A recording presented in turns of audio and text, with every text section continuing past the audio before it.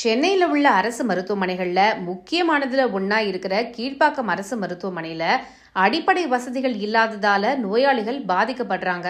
இந்த மருத்துவமனைக்கு ஒவ்வொரு நாளும் ஆயிரக்கணக்கான மக்கள் வந்துட்டு போறாங்க. இந்த மருத்துவமனைக்கு வர்ற நோயாளிகளுக்கும் உடன் வருவோருக்கும் போதிய இருக்கைகளோ மற்ற வசதிகளோ இல்லைன்னு குற்றச்சாட்டு எழுந்திருக்கு.